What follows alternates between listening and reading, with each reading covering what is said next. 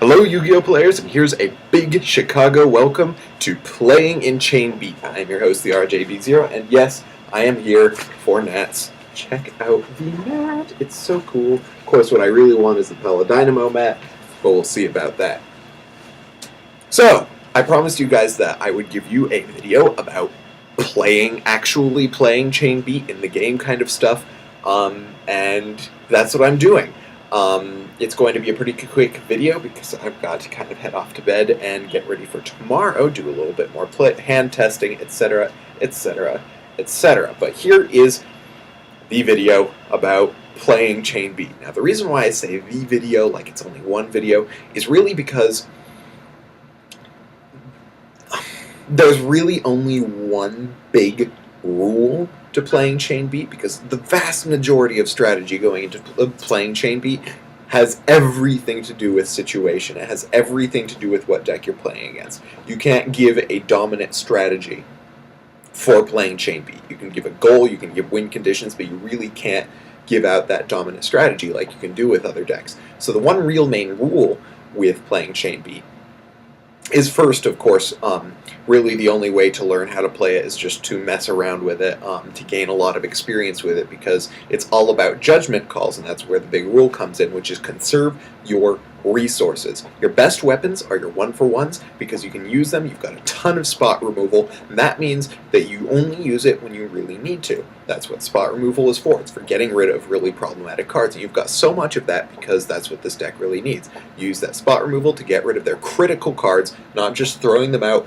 willy-nilly, and then once they run out of good resources to use, once they run out of really big plays, you hit them with a big field clearing card like Needle Sealing, Darkhold Torrential, and then you go for a big push.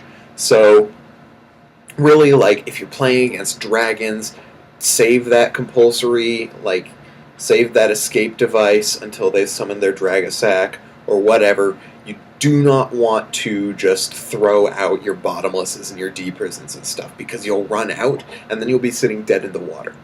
So I can't give you really specific examples for when is a good time, because it's, once again, all a judgment call, all based in the game that you're playing. But really, save those 1-for-1s for when you absolutely need them, or when your opponent absolutely needs the card they have on the board. And that's where the big judgment call comes in. That's where the deck is really into experience. That's why it's such a skillful deck, is because if you use the wrong card at the wrong time, you lose the game. There is pretty much zero room for error in a Chain Beat deck.